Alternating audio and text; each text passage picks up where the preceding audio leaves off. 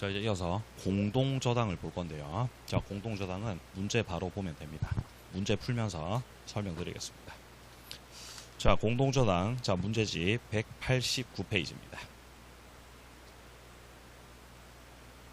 자, 39번 문제 보면 갑이 을에 대한 3억 채권 담보하려고 을 소유 X 토지 그리고 Y 건물에 각각 1번 공동저당권 취득을 했다라고 나와 있습니다. 자, 이런 형태가 공동저당의 첫 번째 형태입니다. 일단 채무자밖에 없죠. 자, 지금 을이 채무자예요. 을 채무자. 갑이 채권자로 나오죠. 자, 특이한 점이 있다면은 담보물이 두 개라는 겁니다. 채무자 을이 소유하고 있는 X 부동산과 자, X 부동산과 Y 부동산. 여기에 대해서 갑이 저당을 잡고 있는 1번 저당권자입니다. 자, 그러면 갑이 X 부동산, Y 부동산 각각의 저당을 잡고 있어서 자, 이런 저당을 공동저당이라고 합니다. 이때 현재 갑이 가지고 있는 채권이 3억이다라고 했죠. 갑은 3억짜리 채권을 가지고 있습니다. 자, 그리고 자, 두 번째 줄 보시면은 병이 X 토지의 채권 2억 4천의 2번 저당권으로 그리고 정이 Y 건물에 대해서 1억 6천의 2번 저당권으로 들어와요. 자, 그러면 현재 자, X 부동산에는 후순위 담보권자 병이 있는데 얘가 2억 4천의 채권을 가지고 있고 자, 그리고 Y 부동산에는 지금 후순위 담보권자로 정이 있다는 거죠. 얘는 1억 6천의 채권을 가지고 있는 상태입니다. 그림을 잘 이해하셔야 되는데 현재 X 부동산의 1번 저당권자가 갑, 2번 저당권자가 병 이렇게 되어 있는 거고요. 그리고 Y 부동산 같은 경우는 1번 갑, 2번이 정 이렇게 되어 있습니다. 자, 지금 셋째 줄입니다. X 토지 Y 건물이 모두 다 경매가 됐고 자, 경매대가 X 토지 4억 Y 건물 2억 이렇게 됐다는 거죠. 4억에 팔렸고 2억에 팔렸죠. 이때 이제 배당 받아가는 거를 이제 문제로 출제하게 되는 겁니다. 일단은 현재 갑이 공동저당권자고 1번 저당권자죠. 갑이 받을 채권이 3억이에요. 이때 갑이 배당금을 받아갈 때 안분배당을 받아야 돼요. 이게 가장 공동저당의 기본적인 문제 형태입니다. 안분배당이라는 거는 부동산 각 가액에 비례해서 받아가라. X 부동산 4억짜리고 Y 부동산 2억짜리죠. 여기에 맞춰서 3억을 가져가.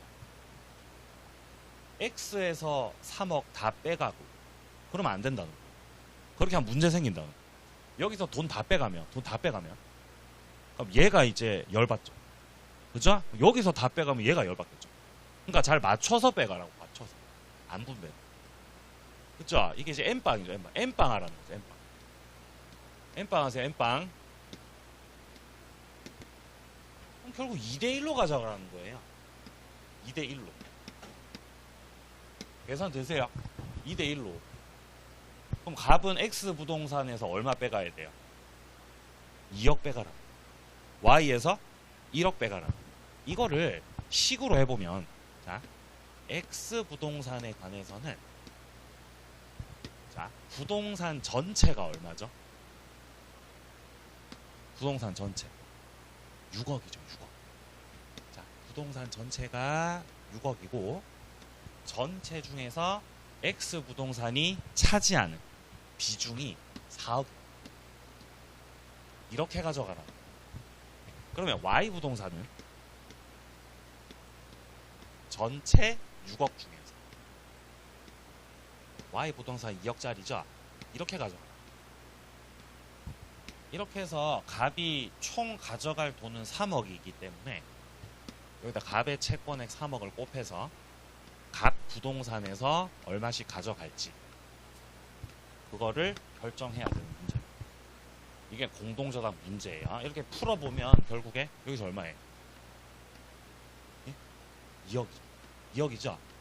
이거를 못 풀면 그건 답이 없어요. 이거를 내가 못 풀겠다. 그럼 그거는 저도 어쩔 수가 없어요. 이거는 약분하면 되잖아, 약분. 약분하세요, 약분. 이렇게 약분해서 이렇게 약분. 이렇게 2억 돼요. 그죠? 이것도 이제 약분하시면 이제 1억이라는 걸 알 수 있습니다. 그러면 갑이 결국 X 부동산에서 2억을 가져가면 여기서 2억 남죠. 그걸 병이 갖는 거예요. 그럼 병은 4천 덜 받겠죠.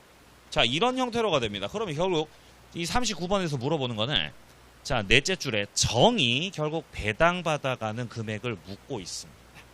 갑은 Y 부동산에서 1억을 가져갈 겁니다. 여기 1억 남죠. 그럼 얘는 1억밖에 못 받는다. 그래서 4번 정답입니다. 자, 그럼 41번 풀어보죠. 갑은 을에게 1억 대출해줬고요. 을 소유 X 토지 Y 토지에 대해서 채권 최고액 1억 2천의 공동 저당권자다라고 나와 있습니다. 자, 그럼 요 문제 같은 경우도 지금 채무자밖에 없어요. 지금. 채무자 을이 있고 을이 소유하고 있는 X 부동산과 Y 부동산 두 개의 부동산에 대해서 갑이 공동 저당권자. 근데 여기는 보통 저당이 아니라 공동 근저당.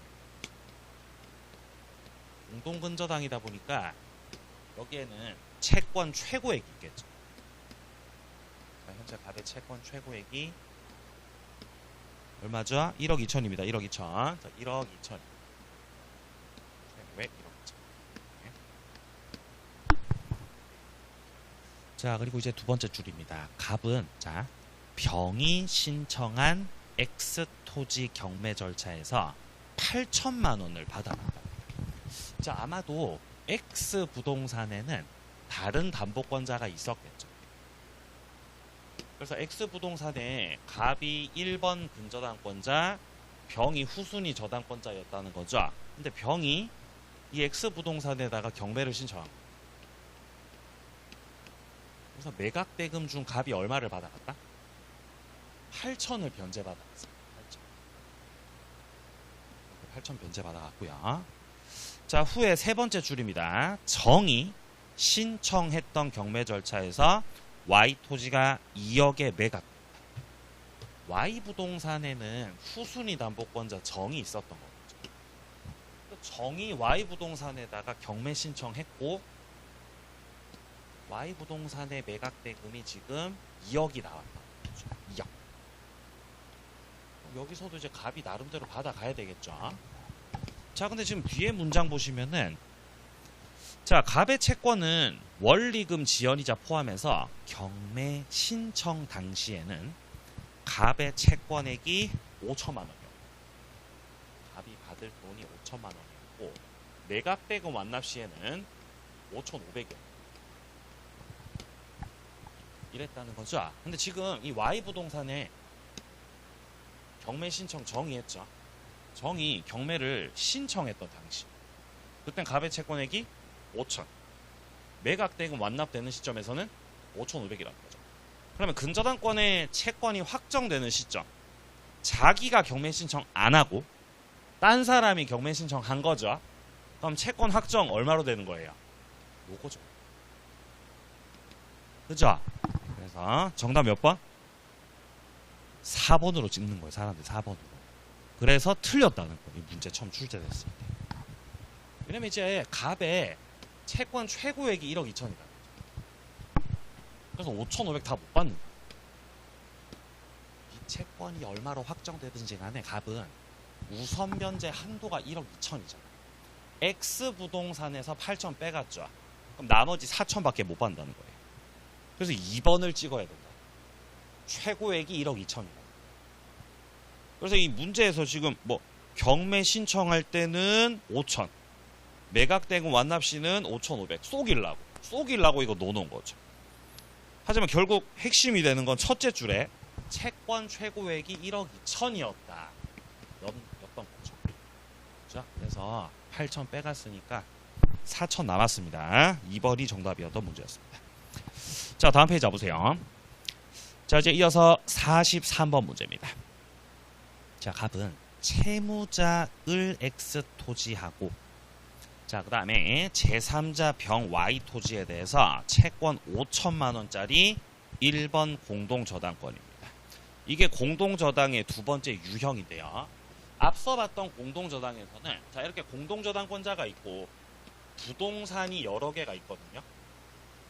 그 여러 개 부동산이 전부 다 채무자 거였어. 그때는 안분배당을 받으면 됩니다. 비율에 맞춰서 돈을 가져가면 돼요. 근데 이 공동저당 문제에서 이런 게 있습니다. 지금 채무자 을이 소유하고 있는 X 부동산. 근데 Y 부동산은 지금 누구 거라고 돼 있죠? 병 거라고 돼 있죠. 병이 소유하고 있는 Y 부동산. 이 두 개의 부동산에 대해서 자, 갑이 5천만 원짜리 공동 저당권자다라고 하죠. 이러면 문제 결이 달라져요. 공동 저당권자로서 갑이 받을 돈은 지금 5천이거든요. 5천.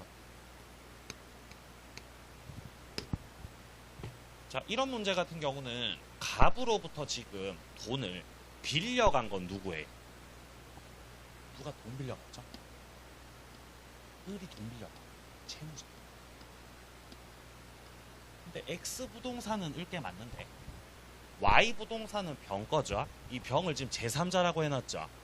이게 물상 보증입니다. 보증서 준 거. 그래서 갑이 돈 빼갈 때 X 부동산 있죠. 여기서 우선적으로 빼가야 돼요. 부동산 두 개가 전부 다 채무자 거면은 안분배당 받아가요. 근데 부동산 중에서 물상 보증인 거가 있으면 그거 피해서 채무자 거 먼저 가져가는 게 맞아요. X 부동산에서 먼저 받아보고 혹시나 부족하면 Y에서 추가 배당 받는 거예요. 이렇게 받아가는 게 원칙. 이걸 조심하세요. 원칙. 물상 보증인 있을 때 저 식 집어 넣어가지고 저 문제 풀죠. 저거 좀 바로 다 틀려버린다는 거죠. 그래서 이 43번 문제에서 우리가 놓치면 안 되는 건 첫 번째 줄에 제3자 병의 Y 토지다라는 표현. 이걸 놓치면 안 된다는 거죠. 아, 여기는 지금 물상 보증인이 있구나. 지금 여기는.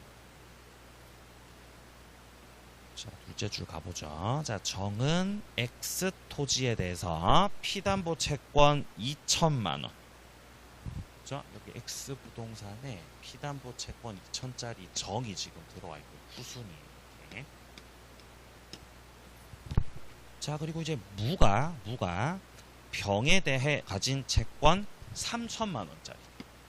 또 후순위 담보권자로 들어와 있습니다.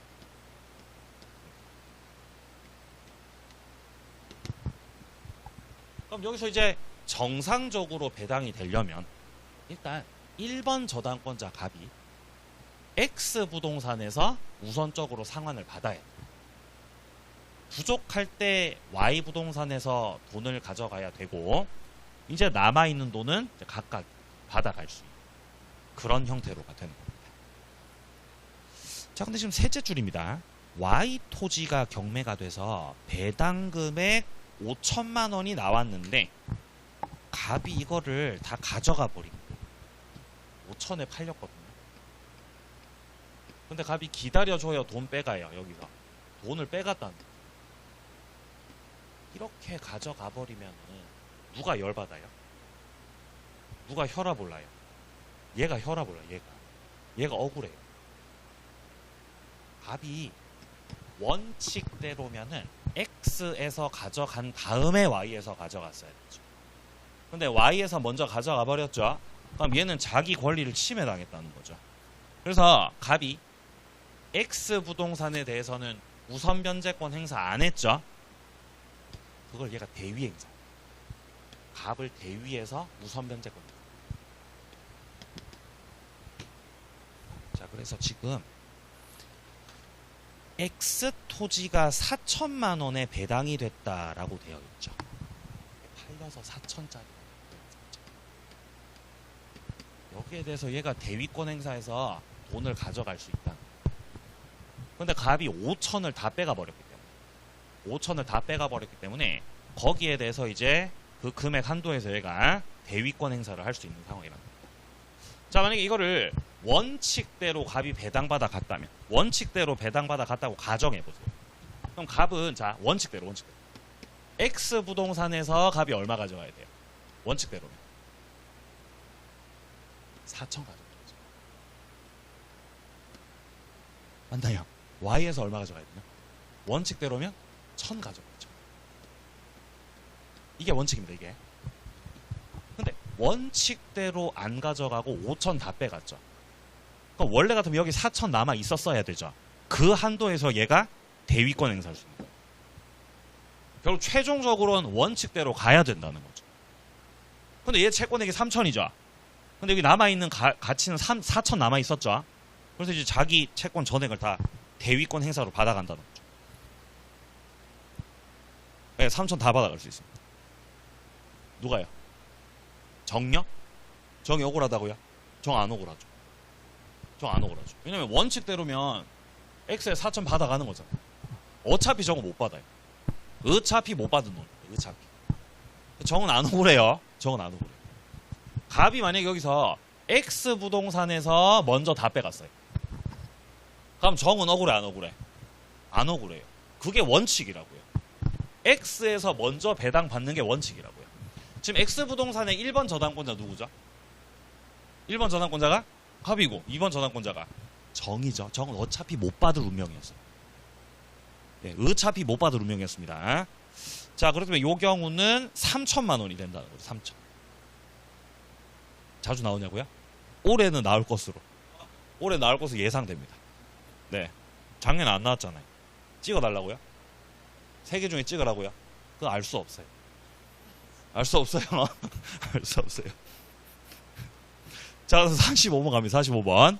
갑이 을에 대한 1억 5천 채권 담보를 위해서 을 소유 X 토지, 병 소유 Y 토지 저당권 설정 받았대잖아.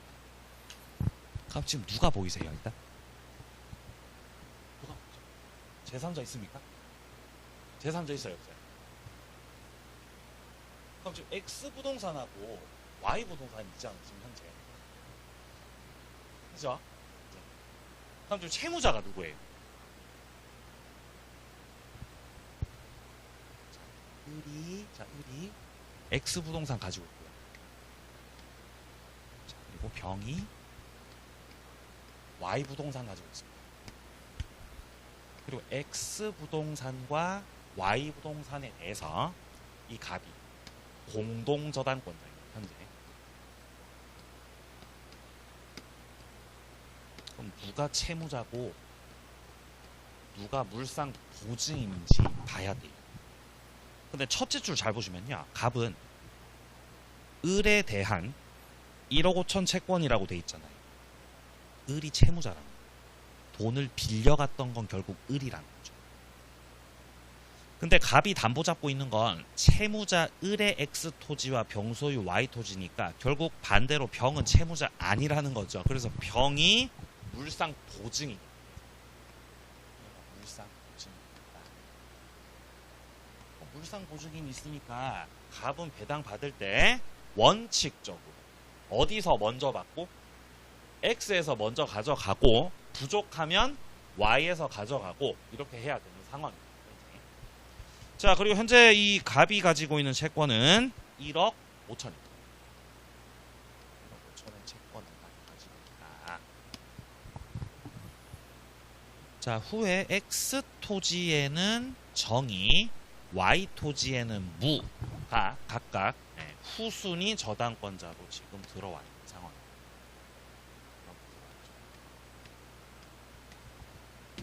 1번 선답부터 풀어보자. X 토지, Y 토지가 각각 1억과 그리고 2억의 경매가 됐습니다. 이때 동시 배당이 행해진다면 갑은 X로부터 1억, Y 토지로부터 5천을 각각 배당받게 된다.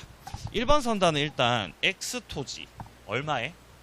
1억, Y 토지 2억에 매각됐습니다. 당연히 물상 보증인 있으니까 우리가 이제 원칙으로 생각을 해본다면은 값은 X에서 얼마 가져가야 돼요? 1억 가져가야죠. 다 빼가야 되죠. Y에선요 5천 빼가야죠.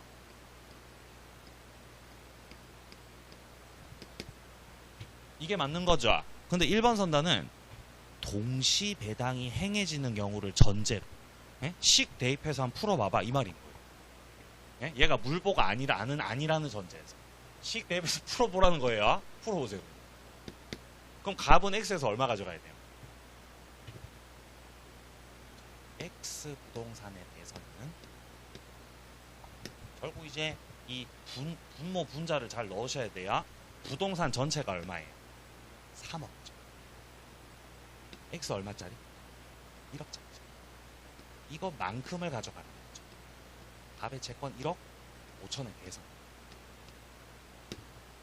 이렇게 가져가라는 거죠. Y 부동산에 대해서는 자 전체 부동산 3억이고요. Y 부동산은 2억짜리죠. 값의 채권액 중에서 X 부동산 3분의 1만큼 Y 부동산 3분의 2만큼 가져가라는 거죠. 이렇게 계산을 해보면 1억 5천. 그럼 결국 값 같은 경우는 X 부동산에서 얼마 가져가는 거예요? 5천 가져가는 거죠. 맞나요? Y 부동산에서 1억을 가져가는 거죠. 그러니까 안분 배당 한다면 이렇게 가져간다 그 말인 거죠. 자 2번입니다. 갑이 Y 토지에 대해서만 저당권 실행을 해서 채권 전액을 만족받아 버렸습니다. 그럼 갑은 나쁜 놈. Y 부동산이 먼저 팔리는 바람에 갑이 여기서 돈을 다 빼가 버렸다고요. 그럼 갑은 원칙대로 한 거예요? 갑 나쁜 놈이에요? 나쁜 놈이죠. 다 빼갔잖아요. 그럼 누가 열받아요? 얘가 열받습니다. 억울해요. 따라서 이때는 갑이 행사하지 않았던 X 부동산에 대한 대위권, 이렇게 대위권을 행사할 수 있게 됩니다. 이거 맞아요? 틀려요? 맞아요. 누가 갑 대위에서 X 토지에 대한 저당권 행사를 합니다. 자 3번 갑이 Y 토지에 대해서만 저당권 실행을 해서 전액을 다 만족받아 버렸고요. 이때 을은 갑에게 채무가 소멸되었음을 이유로 저당권 등기 말소를 청구할 수 있냐? 안 됩니다. 갑이 Y 가액에서 돈 다 받았어요. 그럼 을 입장에서는 저당권 지우라는 거죠? 안 되죠. 갑은 다 가져갔지만 억울한 무가 대위권 행사해야 되죠. 아직 절차 남아 있습니다. 네, 저당권 말소 청구할 수 없습니다. 자 4번 갑이 X 토지에 대해서 저당권 실행을 하면 X 토지는 채무자 거죠. 그럼 여기에 대해서 갑이 우선이에요? 정이 우선이에요? 갑이 우선이죠. 당연히 갑이 우선이고요. 5번 갑이 X 토지에 실행을 해서 채권의 우선 변제를 받아 버렸죠. 그래서 X 부동산에 요 대금에서 갑이 먼저 돈 다 빼갔다는 거예요. 그럼 정은 억울해요? 안 억울해요? 얘는 안 억울하다. 얘는 억울하면 안 되죠. 안 억울. 어차피 정은 돈 못 받을 예정이었던 거죠. 채무자 거 먼저 가져가는 게 맞단 말이죠. 원칙대로 한 거기 때문에 이때 이 채무자 부동산의 후순위 담보권자는 물상 보증인 부동산에 대해서 우선 변제권 대위 행사, 얘는 할 수 없다. 대위권 행사는 보증인 부동산의 후순위 담보권자가 할 수 있는 겁니다. 한 번 더. 대위권은 보증인 부동산의 후순위 담보권자가 할 수 있다는 거죠. 채무자 부동산의 후순위 담보권자는 대위권, 이거 행사 못해요. 그래서 이때 정은 갑을 대위해서 Y 토지에 대해서 저당권 행사를 하겠다. 아이 그거 안 된다는 거죠. 5번이 틀린 질문이었습니다. 자 그래서 네? 1번 왜요? 1번도 틀리지 않았냐고요? 예. 네. X 토지에서 5천이야. 왜? 제가 설명을 잘못 드렸구나. 잠깐만요. X에서 1억, Y에서 5천. 이걸 물어봤던 거죠, 이거. 이걸 물어봤던 거죠. 네, 요렇게 하죠. 이렇게 하죠. 그죠? 예, 제가 바보 같은 짓을 한 거예요. 자, 이 계산하시면 안 돼요. 멍청이. 자, 계산하면 안 되고요. 현재 이 문제가 자, 채무자가 있고 물상 보증인이 있죠. 그럼 이제 그거대로 가져가야 된다는 거죠. 채무자 거에서 먼저 가져가고. 그죠? 자, 그 다음에 물상 보증인 거에서 추가적으로 받아가고. 요거를 물어봤던 거죠. 그럼 맞는 거죠? 1번 맞는지 모르겠어요. 네, 제가 반대로 봤습니다. 네, 맞아요. 왜 그러냐면은 이제 현재 이 병이 물상 보증인이라서 그렇습니다. 네, 그래서 이제 같이 팔렸을 때, 이 두 개가 같이 다 팔리게 됐을 때, 갑이 이제 막 이렇게 안분 배당을 받아갈 때, 그때 채무자 거에서 먼저 받아가는 게 맞다는 말인 거죠. 이렇게 추가적으로. 자, 5번이 틀렸습니다. 자, 그래서 공동저당은 요 정도 푸시고요. 자, 그 다음에 계약법 파트로 바로 넘어갑니다. 자, 계약법은 일단 계약의 종류 문제가 한 개 있으니까 한 개만 풀고 에기스 갈게요. 자, 195페이지요.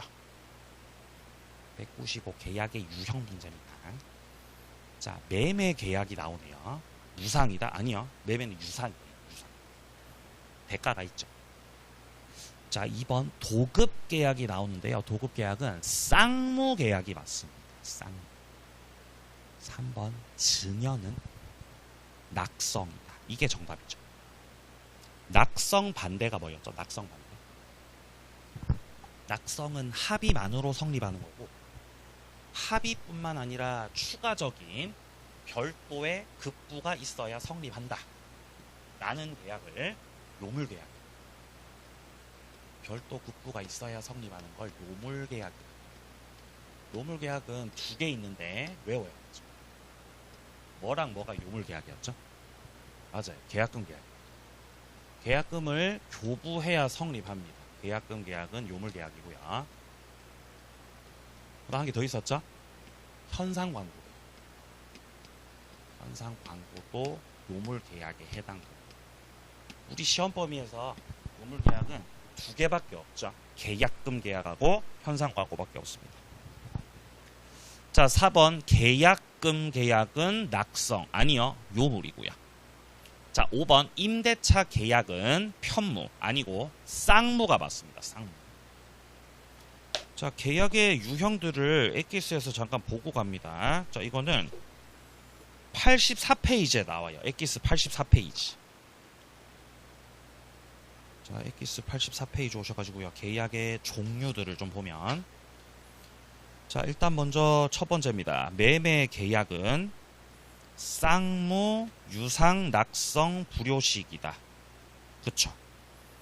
그리고 2번과 4번에서 교환 임대차 계약도 전부 다 쌍무, 유상, 낙성, 불효식이죠. 자, 5번과 6번에 증여하고 사용대차 같은 경우는 이제 공짜로 받는 것들이죠. 공짜로 받고 공짜로 빌리는 것들이라서 얘네들은 편무고 무상이. 근데 이제 낙성, 불효식인 점에서는 위에 것들하고 똑같습니다. 자, 그리고 밑으로 내려가서 8번과 9번이요. 계약금 계약하고 9번에 현상 광고 있죠? 이 둘이는 요물 계약이다. 여기를 좀 확인을 하시기 바랍니다. 자, 그 다음에 이제 이어서 청약과 승낙으로 넘어갑니다. 계약의 성립 문제. 자, 엑기스 85페이지입니다. 자, 85페이지 오셔가지고요. 50번 테마 계약의 성립 문제입니다. 자, 일단 서론부터 보게 되면은 청약과 승낙의 합치가 되면은 계약은 성립하게 되는 겁니다. 자, 1번에 당사자 사이에 계약의 내용을 이루는 어떤 본질적 사항이나 중요 사항에 관해서 구체적 의사 합치가 되면, 네, 그러면 계약이 성립한다는 거죠. 2번 청약과 승낙의 주관적 그리고 객관적 합치가 있으면 계약은 성립하게 됩니다. 자, 근데 밑에 3번에 보시면은 승낙자가 청약과 승낙이 불합치했는데도 합치가 되는 걸로 오신을 했다는 거죠. 그럼 결국에 이거는 합치가 된 거예요? 합치가 안 된 거예요? 합치가 안 된 거죠. 왜 합치가 안 된 거죠? 불합치라고 돼 있잖아요. 불합치. 네? 합치라고요? 합치 아니라고요? 합치 아니에요. 불합치. 그럼 합의가 됐다는 거, 합의가 안 됐다는 거? 합의가 안 됐다는 거죠. 이걸 불합이라고. 불합. 근데 합의가 된 것으로 오신했다는 거죠. 이런 걸 무의식적 불합이라고. 무의식적 불합. 이 무의식적 불합이라는 거는 좀 복잡한 개념이긴 한데 결론적으로 합의가 됐다는 거다, 합의가 안 됐다는 거다. 합의가 결국 안 됐다는 거잖아요. 계약이 성립한 거예요, 성립 안 된 거예요? 성립 안 된 거죠. 뭐 무의식적이고 뭐 의식적이고 뭐 신경 쓸 거 없이 그냥 합의가 안 됐다는 거예요. 합의가 안 됐기 때문에 계약이 성립이 안 됐기 때문에 뭐 취소 뭐 그런 거 안 되죠. 이 취소라는 거는 성립되고 나서 취소하는 거죠. 성립 자체가 안 됐으니까 뭐 취소 안 됩니다. 다음 페이지요. 청약입니다. 자, 청약이라는 거는 계약의 내용을 결정할 수 있을 정도의 그런 사항들까지 포함시키는 구체적이고 자 그리고 확정적인 의사표시여야 되는 겁니다. 자, 2번 갑이 대금을 확정하지 않고 주택을 을에게 팔겠다고 의사표시를 했다는 거죠. 근데 을이 곧 1억에 사겠다고 의사표시를 한 거예요. 그럼 여기 둘째 줄에 을이 갑한테다가 1억에 사겠다고 의사표시한 거죠. 이건 청약이에요, 승낙? 청이에요, 승낙? 자, 첫째 줄 보시면은 갑이 대금을 확정 안 하고 을한테 팔겠다고. 뭔가 매도의 청약이 되려면은 대금을 정해서 의사표시해요. 그러니까 여기서 청약 되려면은 1억에 팔게. 이렇게 해야 청약인 거예요. 이렇게 해야 구체적이거든요. 근데 갑이 대금을 얼마로 할지 그거 안 정하고 그냥 난 팔고 싶어. 팔게. 라고만 했다는 거죠. 그럼 이 의사표시는 청약으로 봐야 돼요? 유인으로 봐야 돼요? 이건 유인이에요.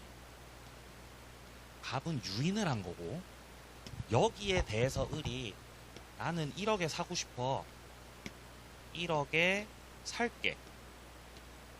라고 의사표시했다면은 이건 청약인 거예요? 승낙인 거예요? 청약. 처음에 하는 의사표시가 청약. 거기에 대응되는 게 승낙인 거죠. 만약에 갑이 여기서 처음에 의사표시할 때 야 1억에 팔게 갑이. 자, 그림 다시 그려보죠. 갑이 만약에 을한테다가 처음에 판다고 했을 때 야 내가 1억에 팔게 라고 갑이 의사표시를 했고 그리고 을이 알겠어 나도 1억에 살게 라고 의사표시했다면 이 의사표시는 청약이에요, 승낙이에요? 그럼 이건 승낙 되겠죠.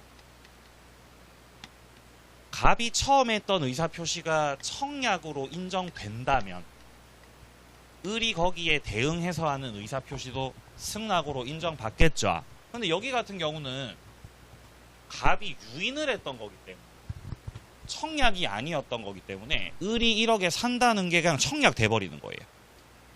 그럼 일단 이 시점에서는 계약이 성립이 돼요, 성립되지 않아요? 성립 안 되는 거죠. 청약까지만 됐으니까요. 자, 그 다음에 3번입니다. 선시공 후분양 아파트고요. 준공되기 전에 외형 재질에 관해서 분양 광고에만 표현된 내용입니다. 그냥 광고할 때 뭔가 표현이 들어갔었다는 거죠. 이런 걸 청약으로 볼 수 있냐는 겁니다. 분양 광고에 들어간 거. 분양하려고 얘네들이 광고를 때린 거예요. 그죠? 뭐 광고는 뭐 그럴듯하게 했겠죠. 근데 이 광고 속에 들어간 내용 자체가 청약인 것이냐? 판례는 이걸 청약으로 볼 수 없다 그랬습니다. 이건 그냥 유인한 거잖아. 유인이라. 그럼 광고에 들어갔던 내용은 계약의 내용으로 된다 안 된다? 안 된다는 거예요. 그냥 유인에 불과하다는 겁니다. 자, 내려갑니다. 청약의 유인. 뭐가 유인이냐? 계약 내용이 제시되지 않은 거. 단순한 광고 이런 것들 유인이에요. 자, 그리고 2번 단락에 보시면은 아파트 분양 광고 나와 있습니다. 자, 이런 것들 청약 유인의 성격을 갖고 있습니다. 자, 3번. 하도급 계약을 체결하려는 교섭 당사자가 견적서를 제출하죠. 이렇게 견적서 제출하는 것도 그냥 찔러 보는 거거든요. 이것도 유인이라는 거죠. 자, 내려갑니다. 청약의 상대방입니다. 청약할 때 특정인한테다가만 청약해야 되는 거 아니고요. 불특정 다수를 상대로도 청약을 할 수 있어요. 자, 내려갑니다. 5번. 청약의 효력이 언제 생기냐는 거죠. 언제 청약 효력 생기죠? 도달했을 때. 상대방에게 그 의사표시가 도달이 됐을 때 청약의 효력이 생겨납니다. 자, 오른쪽 갑니다. 청약이 상대방에게 도달돼서 그 효력이 생겼죠. 생기고 나면은 도로 철회를 할 수 없다. 그때까지 기다리셔야 돼요. 만약에 갑이요 을한테다가 청약을 한다고 생각해보세요. 예를 들어 나랑 뭐 결혼하자 그랬어요. 그럼 이게 뭐예요? 이게 청약이에요. 청약. 네? 결혼도 계약이란 말이에요. 결혼도 계약이에요. 그럼 청약을 하는 거 청약. 그럼 청약을 했고 갑이 그러는 거죠. 나 많이 못 기다려. 나 일단 그러면은 8월 20일까지 기다려줄게. 만약에 8월 20일 안에 답 안 하면은 나는 네가 거절한 걸로 간주하고 난 딴 사람 알아볼게. 그럴 수 있죠. 그러면은 갑이 했던 청약이 을에게 도달되고 그 청약의 효력은 8월 20일까지 있는 거예요. 8월 20일까지. 8월 20일까지만 청약의 효력이 있는 거예요. 그래서 을이 갑하고 결혼할 생각이 있으면 20일 안에 승낙하면 이제 결혼되는 거예요. 그렇죠? 근데 만약에 이 날짜가 지나가는데도 을 쪽에서 승낙 안 하면 그럼 계약이 안 되겠죠. 그럼 바꿔 말하면 갑은 20일까지 기다린다 그랬잖아요. 그럼 이때 동안에 기다리셔야 된다고요. 청약했던 거. 을한테다가 청약했던 거 있죠? 그거 도로 철회 못해? 철회 못해요.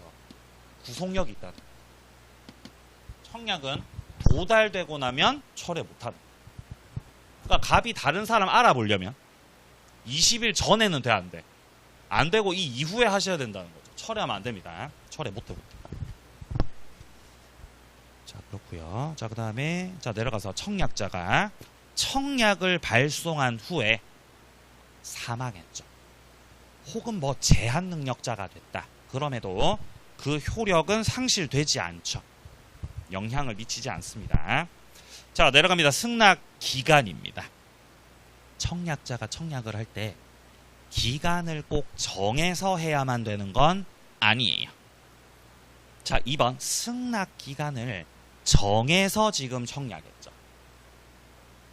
그럼 이때 같은 경우는 그 기간, 여기서 말하는 그 기간이 정한 그 기간을 말하는 거죠. 그 기간 내로 승낙 통지를 받지 못했죠. 그러면 자연스럽게 청약은 없어지는 거예요. 아까 전에 갑이 청약할 때 기간 며칠까지로 정했어요? 8월 20일로 정했잖아요. 그럼 요 기간 동안 청약이 있는 거라고요. 이 기간이 지나면 청약 어떻게 돼요? 없어지는 거죠. 8월 20일 지나가면. 근데 3번은 기간을 정하지 않고 청약했다는 거예요. 그냥 결혼하자고만 해놓고 언제까지다라는 말 안 했다고. 그럼 청약의 효력이 언제까지 유지되냐는 거예요. 그죠? 언제까지 유지되는 거예요? 기간 정했어 안 정했어? 안 정했어요. 끔찍하네요. 기간 안 정했으니까 그럼 청약 철회 못하고 그냥 계속 가는 거죠. 평생. 그러면 안 되니까 상당 기간 동안 청약의 효력이 유지된다. 상당 기간 동안. 상당 기간은 이제 그 사례마다 다를 겁니다. 어쨌든 법은 그렇게 규정되어 있습니다. 기간을 정하지 않았기 때문에 이때 같은 경우는 상당한 기간 내로 승낙 통지를 받지 못했을 때 그 효력을 잃게 된다. 자, 내려갑니다. 승낙의 상대방입니다. 청약 같은 경우는 불특정 다수한테다가 해도 되죠. 근데 승낙은 청약자한테다가만 해야 된다. 갑이 을한테 결혼하자 그랬죠. 근데 그렇게 한 다음에 갑이 또 다른 사람한테다가 또 결혼하자고 해도 돼, 안 돼?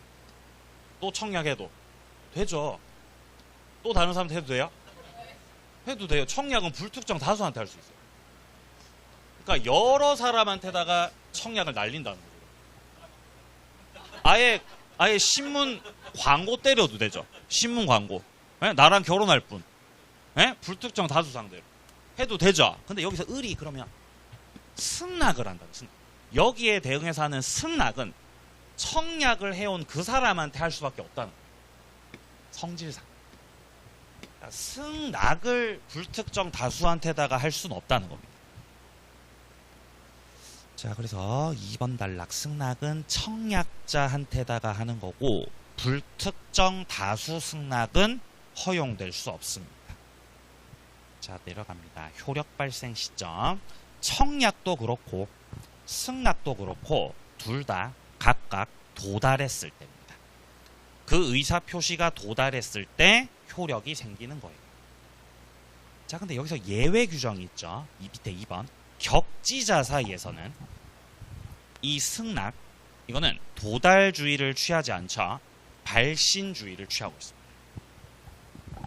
그래서 청약이 있고 승낙이 있을 때 당사자 관계가 일단 대화자 사이에서는 청약이든 승낙이든 전부 다 도달했을 때 효력이 있다라고 얘기해요. 청약이든 승낙이든 싹 다 도달주의다. 자, 근데 격지자라고 나오면 그리고 승낙하고 만나게 되면 이때는 예외 규정, 발신주의. 아무리 격지자라고 해도 청약의 의사표시다. 그러면은 도달주의. 그래서 여기를 외우고 계셔야 돼요. 기억나세요? 격승발 격승.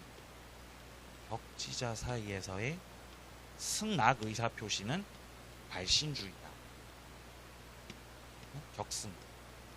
이미 우리 머릿속에서는 다 지워졌겠지만 뭔가 했던 느낌은 있잖아. 격승발. 그렇죠? 그러니까 그냥 원칙을 물어보면 다 그냥 도달주의라고 하시고 구체적으로 격지자라고 하면서 승낙이라고 하면 그땐 발신주의라는 거죠. 자, 다음 페이지 갑니다. 승낙할 건지 말 건지는 자유입니다. 청약자가 야, 내가 정한 기간 내로 네가 만약에 이 일을 하지 않으면 나는 승낙한 걸로 간주할 거야 라고 청약을 했다는 거죠. 이거 아무 효력 없어요. 예를 들어 갑이 을한테 나랑 결혼하자. 근데 만약에 네가 답을 8월 15일까지 안 하면 8월 15일까지 답을 안 할 시에는 승낙으로 간주할게. 그렇게 청약했다는 거죠. 그런 거 효력이 없어요. 구속력 없습니다. 자, 내려갑니다. 승낙의 거절이에요. 청약의 상대방이 그 청약에 대해서 승낙을 거절했다고요. 근데 기간 내로 생각 바꿔서 승낙했대요. 그럼 계약된 거 안 된 거? A가 B한테 야, 8월 20일까지 결정해. 8월 20일까지 결정해. 결혼하자. 라고 청약을. A가 결혼하자라고 청약을 했죠. 그 청약이 B한테 도달됐다고. 며칠까지 답하시라고요? 8월 20일. 근데 B는 A가 너무 싫었던 거죠. 그럼 뭐 20일이고 나발이고 필요 없고 그냥 거절했다고요. B가 꺼져. 거절했어요.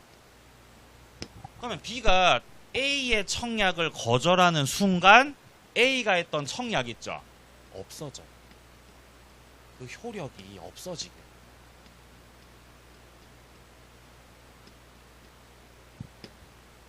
그럼 20일까지의 구속력이 있어 없어 이제 A한테? 없죠. 거절했으니까. 이해되세요? 근데 A가 돈이 많다는 걸 알게 됐어요. A가 돈이 많다는 걸 알게 됐어요. 그래서 미안해. 미안. 하자. 승낙을 했다고. 이 의사 표시가 뭐냐는 거죠. 이건 승낙으로 봐야 돼요? 청약으로 봐야 돼요? 이건 청약이 되는 거죠. 그죠? B가 다시 제안하고 있습니다. 이미 청약은 없어졌었기 때문에 둘째 줄에 생각받고 승낙했더라도 이거는 그냥 새롭게 청약을 한 것으로 밖에 볼 수 없고 이건 이제 계약은 성립되지 않은 상황입니다. 자, 11번 내려갑니다. 승낙을 할 때 이렇게 조건을 붙여서 한다거나 변경을 가해서 승낙하죠. 이건 다 새로운 청약으로가 되죠. 계약은 성립하지 않습니다. 가장 많이 보이는 게 3번과 같은 상황이죠. 갑이 을에게 토지 판다고 매도 청약했는데 을이 대금을 낮춰서 승낙했다는 거죠. 깎아달라는 거죠. 그럼 일단 계약은 일단 안 되는 거죠. 이 깎아달라고 한 거에 대해서 갑이 다시 승낙을 해야 계약이 성립이 되겠죠. 자, 내려갑니다. 12번. 승낙 기간 지난 후에 도착됐다는 거죠. 이걸 연착된 승낙이라 그래요. 늦어버린 거죠. 자, 그러니까 연착됐을 때는 이거를 새로운 청약으로 보고 다시 승낙을 하면 계약이 될 수도 있죠. 자, 오른쪽 갑니다. 14번에 교차 청약이에요.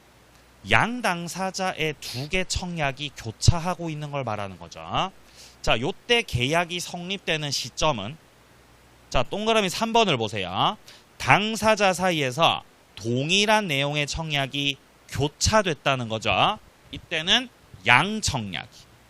양청약이 다 도달이 되면 그 시점에서 계약이 성립하겠죠. 내려갑니다. 의사실현. 청약자 의사표시나 관습에 의해서 승낙 통지가 필요하지 않은 경우 계약은 언제 성립하냐? 승낙으로 인정되는 사실이 있는 때입니다. 그런 사실이 있으면 계약은 성립한다. 가장 대표적인 게 말로 안 하고 그냥 카드만 내밀었다는 거죠. 카드 줬어요. 그럼 산다는 거다 안 산다는 거다? 산다는 거죠. 그런 사실이 있으면 성립한다는 거죠. 자, 여기까지 보시고요. 자, 문제는 좀 쉬었다가 풀도록 하겠습니다.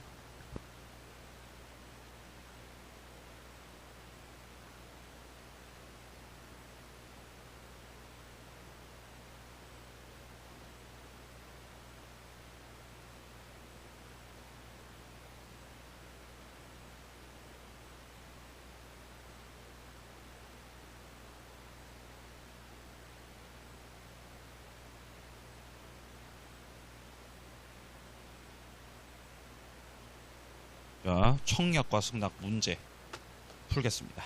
자, 문제집 195페이지입니다. 3번 문제부터 볼게요. 청약과 승낙 옳은 겁니다. 자, 1번에 청약과 승낙은 특정인에 대해서만 가능하다고 돼 있죠. 승낙은 특정인한테다가만 하는 거 맞죠? 근데 청약은 불특정 다수에게도 할 수 있습니다. 틀림. 자, 2번 승낙자가 청약에 대해서 변경을 가하진 않았는데 조건을 붙여서 승낙했죠. 그럼 이건 새로운 청약이거든요. 그럼 계약은 성립하지 않습니다. 자, 3번 청약자는 청약이 상대방에게 도달하기 전이네요. 자, 만약에 청약이 도달한 후라면 청약의 효력이 생겼겠죠. 그럼 철회를 못해요.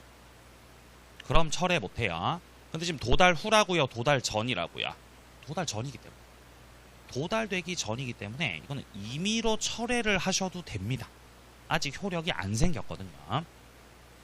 자, 4번 당사자 간에 동일한 내용의 청약이 서로 교차되고 있죠. 이걸 교차 청약이라고 하고 이때 계약이 성립되는 시점은 양 당사자의 청약이 상대방에게 전부 다 도달됐을 때입니다. 그런데 지금 발송된 때다라고 돼 있죠. 틀렸습니다. 5번 청약자가 청약할 때 일정 기간 내로 이의를 제기 안 하면 승낙한 것으로 간주하겠다 라고 표시했다는 거죠. 그리고 그 기간이 그냥 지났다는 거잖아요. 이런 거 효력 있다고요, 없다고요? 효력 없어요. 계약은 성립되지 않습니다. 정답은 3번이죠. 자, 다음 문제. 이제 5번 문제로 가볼까요? 뒷페이지에 나옵니다. 자, 계약의 성립 틀린 겁니다. 자, 1번 청약자가 청약의 의사표시를 발송했고 근데 이제 도달하기 전에 돌아가셨죠. 그래도 청약 효력에 영향이 있어요, 없어요? 영향 없죠. 효력이 상실되지 않습니다. 1번 바로 틀림. 자, 2번 명예퇴직 신청이 근로계약에 대한 합의 해지 청약에 해당되는 경우. 자, 그러니까 이제 합의로 계약을 해지하려고 청약을 했단 겁니다. 근데 둘째 줄에 사용자가 승낙했고 합의 해지가 되기 전이다라고 돼 있죠. 그럼 아직까지 승낙이 되지 않았잖아요. 그럼 아직까지 합의 해지가 되지 않은 거죠. 그럼 그때 철회를 할 수 있다는 거예요. 원래는 청약이 도달되죠. 철회 못해요. 청약이 도달되고 나면 철회 못한다. 자, 갑이 나 이제 일 때려칠래 때려친다고 하면서 해지에 청약을 했다. 근로계약 해지한다. 청약했다. 여기에 대해서 사용자가 승낙을 하게 되면은 합의 해지가 되는 거예요. 근데 청약이 상대방에게 도달되고 나면 원칙적으로는 이거 철회한다고요? 철회 못한다고요? 철회 못해요. 철회를 해요? 못해요? 못해. 아니, 대답하세요. 괜찮아요. 철회 못해요? 못해. 원래 원칙은 못해. 원칙은 못하는데 여기는 지금 이 근로계약이죠. 근로계약. 이 판례가 뭐라 했냐면 이 근로계약 관련해 가지고는 철저하게 근로자의 편에서 해석을 할 수 있기 때문에 이때는 합의 해지에 대한 청약이 도달이 된다고 해도 여기서는 이제 예외적으로 철회가 가능하다고 했던 사건입니다. 근로자라서 몰라도 되는 내용입니다. 전혀 몰라도 됩니다. 이건 노무사 문제다. 노무사라서 그렇다는 거죠. 몰라도. 네. 괜찮습니다. 별표 치지 마세요. 몰라도 노무사입니다. 자, 3번 승낙 기간을 정하지 않은 청약입니다. 자, 기간을 정하지 않았기 때문에 이때는 언제까지 청약 효력이 있냐? 상당 기간입니다. 상당한 기간 맞지요? 자, 4번 뭐예요? 그렇죠. 교차 청약이죠. 동일한 내용의 청약이 교차되고 있다. 이때는 양 청약이 다 도달했을 때입니다. 계약 성립. 자, 5번은 합의 해제인데 자, 매수인 쪽에서 청약 받았던 거에 대해서 조건을 가해서 승낙했죠. 자, 조건 붙여서 승낙했으니까 이때는 기존 청약은 거절된 거죠. 그리고 새롭게 청약을 한 겁니다. 자, 다음 이제 7번 문제로 갑니다. 갑이 을에게 물건을 매도하겠다라고 하면서 자, 승낙기간 5월 30일자로 서면 발송을 했습니다. 그럼 일단 갑이 을한테 청약을 했다라는 내용이에요. 자, 기억입니다. 갑이 만약에 5월 30일까지 승낙 여부에 답이 없으면 계약은 체결된 걸로 볼 거다. 이런 거 효력 없습니다. 을이 답을 해야 돼요? 답 안 해도 돼요? 답 안 해도 계약은 성립해야 안 해? 성립 안 되죠. 틀렸죠? 갑의 서면이 을에게 도달되기 전에 갑이 돌아가셨어요. 그러고 나서 을이 갑의 상속인 병한테다가 승낙을 한 거예요. 그럼 계약은 성립하는 거예요. 그죠? 상속인. 처음에 갑이 을한테 청약을 했거든요. 자, 부동산 판다고 청약을 했고, 근데 이제 청약이 을한테 도달돼서 효력은 생겼는데 이후에 갑이 돌아가셨거든요. 갑이 사망하더라도 갑이 했던 이 청약의 효력은 아직까지 남아 있습니다. 근데 갑은 돌아가셨잖아요. 그럼 을은 어떻게 승낙을 합니까? 갑한테 상속인이 있겠죠. 갑의 지위를 상속받은 자가 있고, 이 상속인 병한테다가 을이 승낙을 했다는 거예요.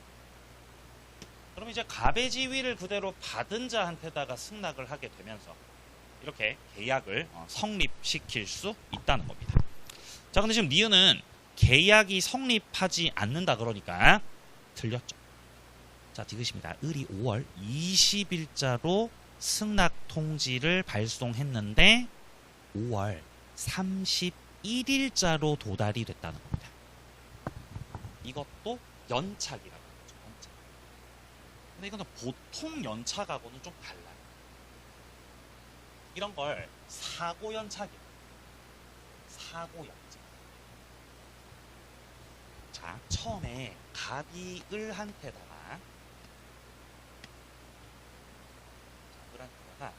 청약을 했죠. 승낙 기간이 며칠이 있어요? 며칠까지 답을 달라고? 5월 30일.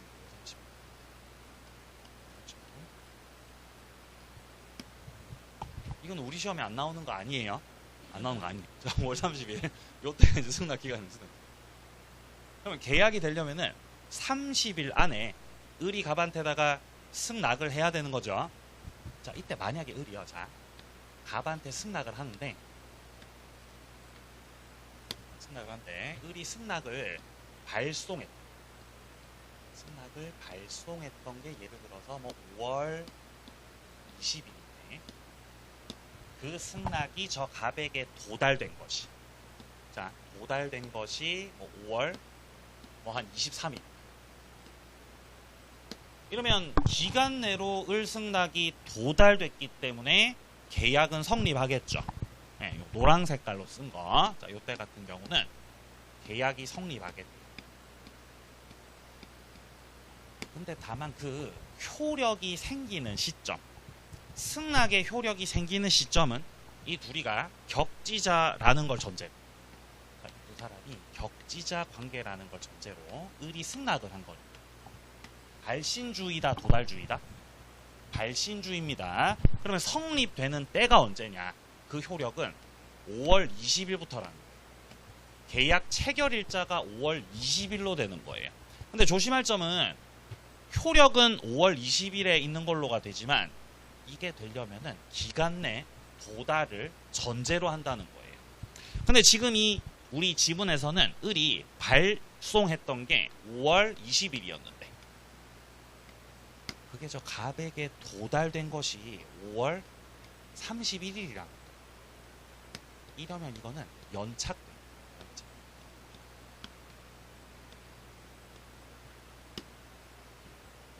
근데 이거는 사고연착이라는 거예요.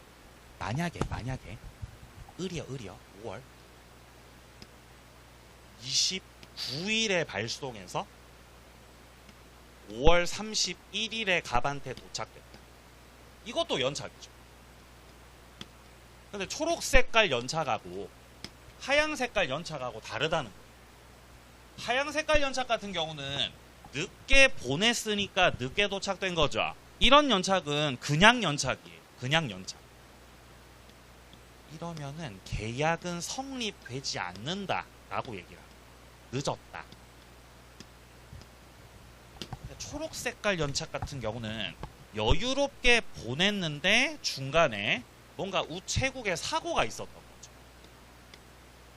사고연착. 이 사고연착의 경우는요, 갑이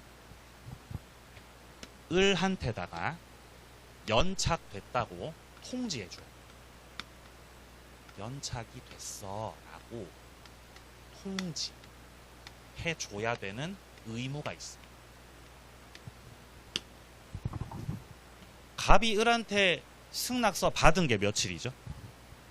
며칠자로 갑이 받았어요. 이때 받았죠, 갑이. 근데 30일은 지났죠. 그래서 갑이 그 시점에서 이미 다른 사람하고 계약을 하기로 했어요.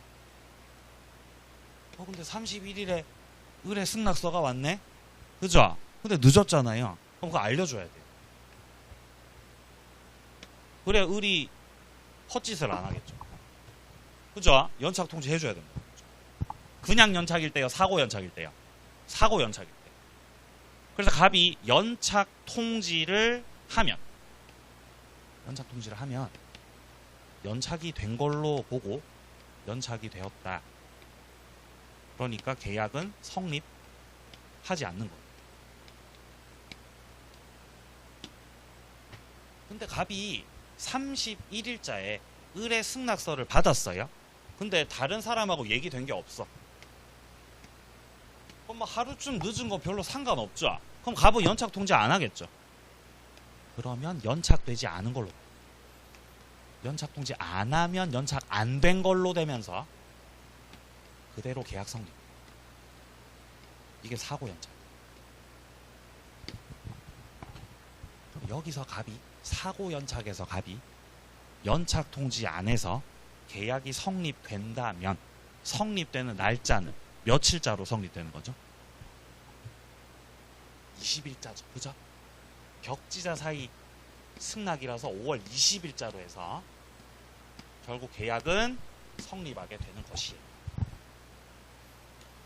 자, 그러면 지금 디귿 같은 경우는 을이 20일자로 승낙 통지를 발송했고, 그러니까 충분히 여유롭게 보냈지만 31일자로 도달이 된 상황, 사고 연착입니다. 네. 또 애매한 지점이 있겠죠. 그렇게는 안 나옵니다, 시험에서. 네, 아예 깔끔하게, 아예 깔끔하게.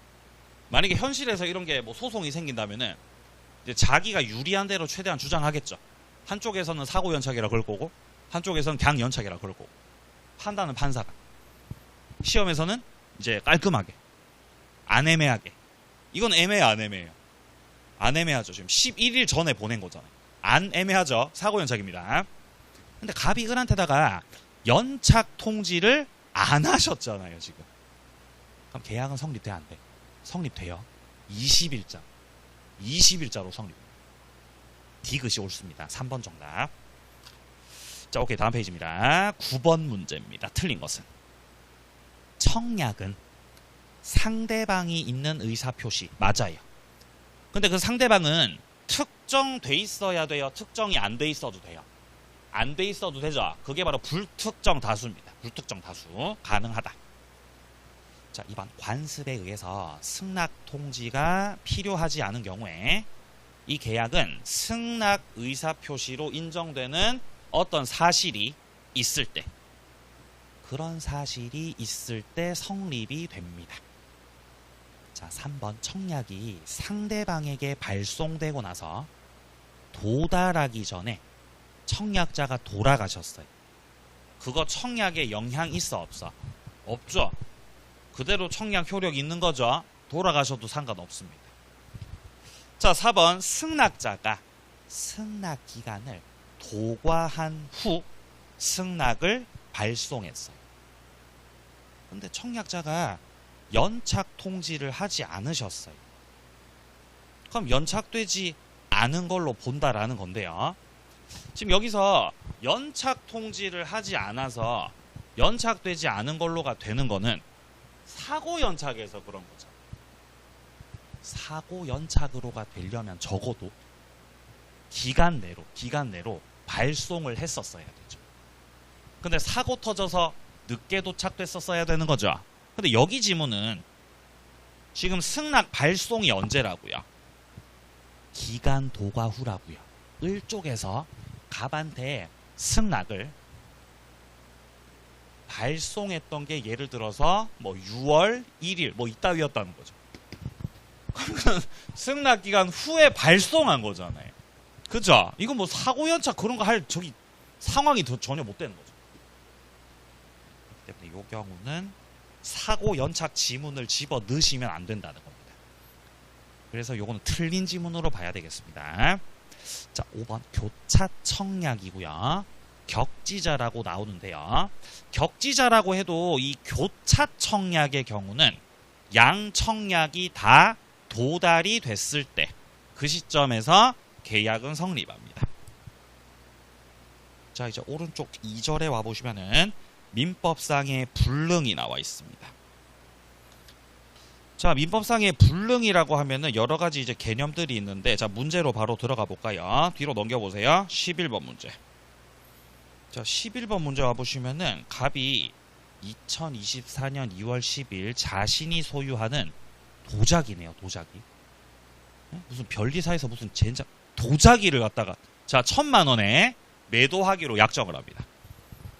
그리고 28일에 인도를 해주기로 했거든요. 근데 그러다가 1번 을에 과실로 인해서 도자기가 멸실됐다는 거죠. 지금 이제 문제에서 갑과 을 중에서 누가 매도인이죠? 갑이 매도인이죠. 이거 무슨 문제죠? 혹시 아시겠어요? 무슨 문제죠? 잘 모르시겠죠? 자, 매매 계약이 체결됐고요. 도자기를 팔기로 했고요. 자, 지금 28일자로 인도하기로 했는데 그 이후에 멸실된 상황을 말하는 거거든요. 자, 갑이 도자기를 넘겨주기로 했습니다. 근데 갑이 을로부터 계약금 100만원 받았습니다. 그럼 이제 나머지 900 받으면서 도자기 넘겨줘야 되죠. 근데 멸실됐어. 계약이 체결된 후에 멸실돼버린 거예요. 이런 걸 후발적 불능. 후발적으로 불능 상태가 돼버린. 후발적 불능이 나왔을 때는 그 불능의 원인을 따져봐야 돼요. 경우의 수는 3가지입니다. 경우의 수 3가지. 자, 후발적 불능 첫 번째입니다. 갑과 을이 있을 때 갑의 잘못이 있고 을의 잘못이 있어요.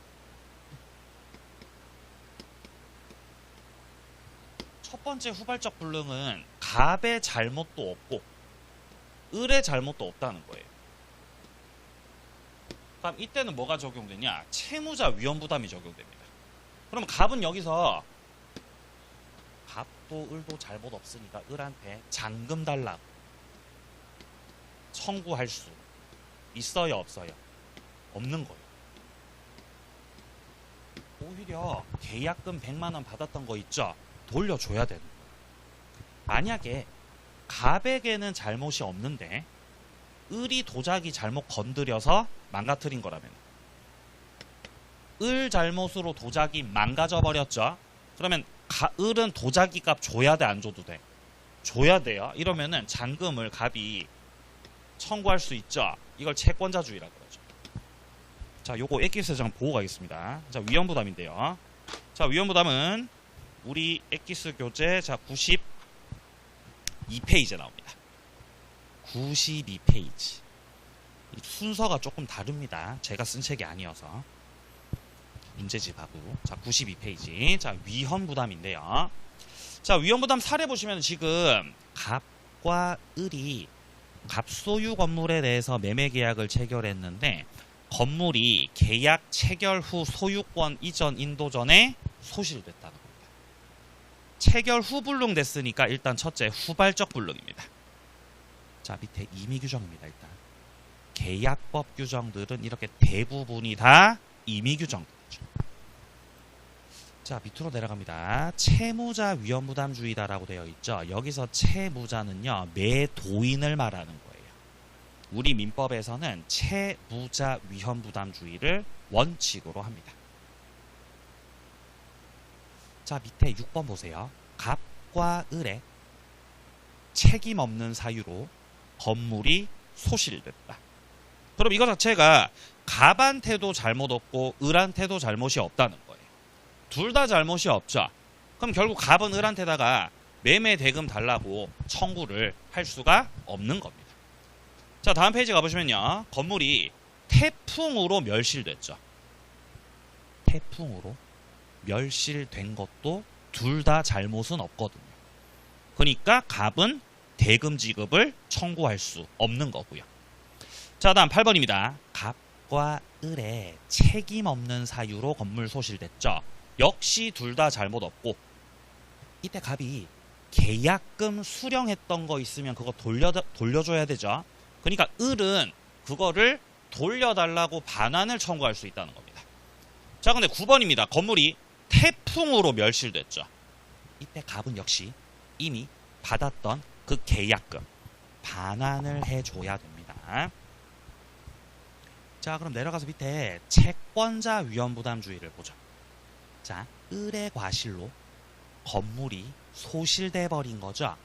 그럼 이제 갑은 을한테다가 너 때문에 건물 망가졌으니까 잔금 각부와 대금 지급을 청구할 수 있는 거예요. 자, 12번입니다. 또한 을의 수령지체 중에 양 당사자 책임 없는 사유로 건물이 소실됐죠. 이 수령지체라는 말이 나오는 경우도 채권자 위험부담입니다. 그러면은 갑은 을한테다가 대금 지급을 청구할 수 있는 거죠.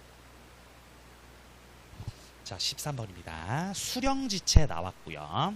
그럼 채권자주의고, 그러면 을이 갑한테 계약금 돌려달라고 할 수는 없는 거고요. 15번입니다. 갑은 자기의 채무를 면함으로 이익을 얻었습니다. 그 이익을 상환하라고 했어요. 문제는 도자기로 나왔는데 이거를 건물로 바꿔서 생각해보죠. 건물을 팔기로 했는데 갑이 계약 체결하고 나서 건물이 멸실됐습니다. 근데 그 멸실이 을 잘못으로 멸실된 거죠. 을의 잘못으로 멸실되면 갑은 건물 대금을 다 받을 수 있어요, 없어요? 받을 수 있어요. 갑이 그래서 대금 10억을 다 받는 거죠.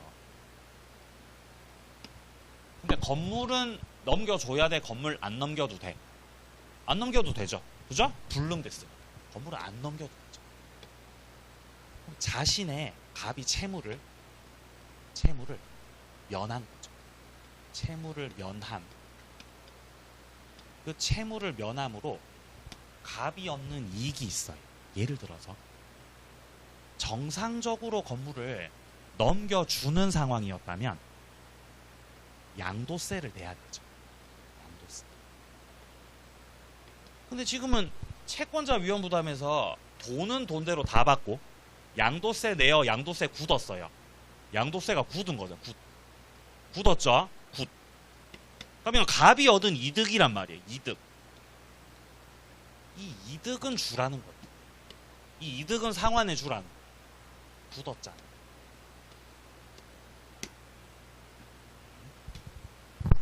자, 그리고 밑에 채무불이행 보세요. 밑에 16번에 보시면은 갑의 과실로 건물이 전소됐다고 됐죠.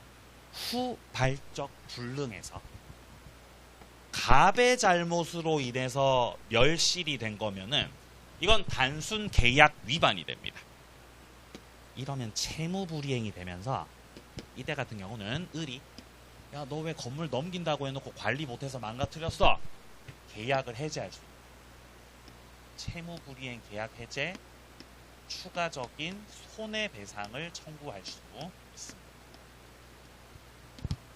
자, 이런 것들이 위험부담에 대한 내용이었어요. 자, 그러면은 이제 문제로 다시 돌아가 보죠. 11번 문제로 돌아가 보죠.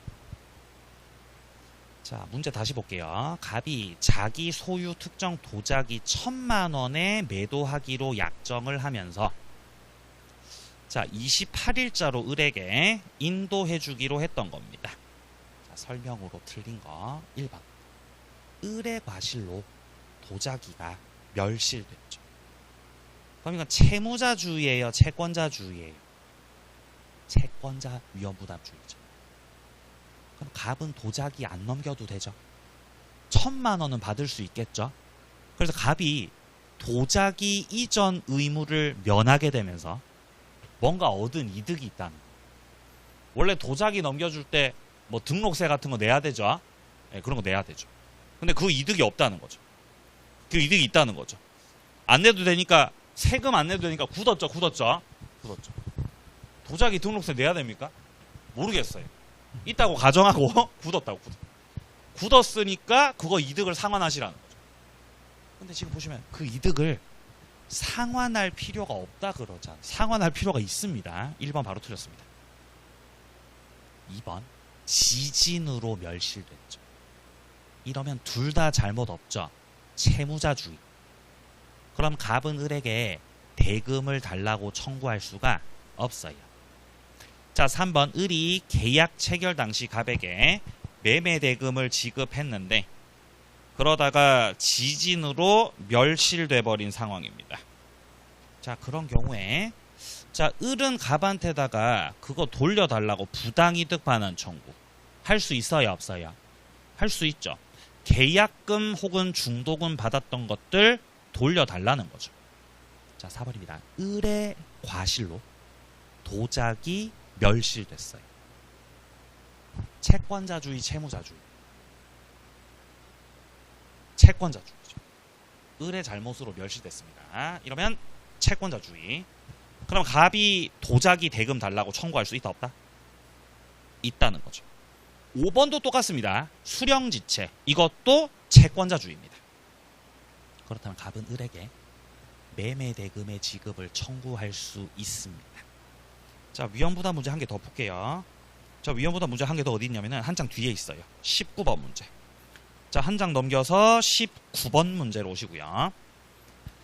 자, 보시면 갑이 을에게 건물을 매도하는 계약을 체결한 후에 소유권 이전 인도 전에 화재가 발생했습니다.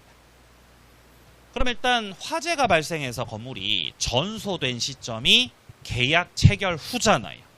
그럼 일단 후발적 불능이죠. 1번 갑의 과실로 화재가 생겼어요. 누구 과실로? 갑의 과실로. 그럼 1, 2, 3번 중에 어디예요? 1, 2, 3번 중에 뭐죠? 아니 지금 누구의 과실로? 몇 번이에요? 아니 이렇게 다 써놨죠. 네? 3번이죠. 이러면 채무불이행 됩니다. 갑이 계약을 위반한 거예요.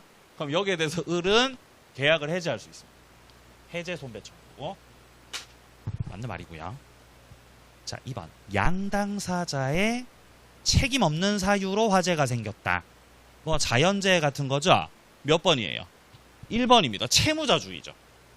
채무자주의. 그러면 갑은 을한테다가 매매 대금 달라고 청구를 할 수가 없죠. 돈 못 받습니다. 오히려 3번처럼 이미 지급했던 계약금이 있었죠. 그 계약금 돌려주라는 거예요. 자, 4번입니다. 을의 채권자 지체 중에 양당사자 책임 없는 사유로 화재 발생이죠. 이거 좀 수령지체 말하는 거예요. 그럼 몇 번이에요? 2번입니다. 2번. 채권자 주의가 되기 때문에 자, 이때 같은 경우는 갑이 을한테다가 대금을 청구할 수 있습니다. 자, 그리고 5번입니다. 사의 경우 채권자 지체 중이었는데 갑이 자기 채무를 면함으로 이익을 얻었다는 거죠. 그 상환해야 돼, 안 해도 돼? 상환해야 됩니다. 상환할 필요가 없다? 틀렸다는 거죠. 자, 위험부담 문제를 좀 풀어봤고요. 자, 이제 이어서 계약 체결상 과실 책임을 좀 볼 건데 엑기스 오세요. 자, 이건 어디 있는 거냐면은 88페이지입니다.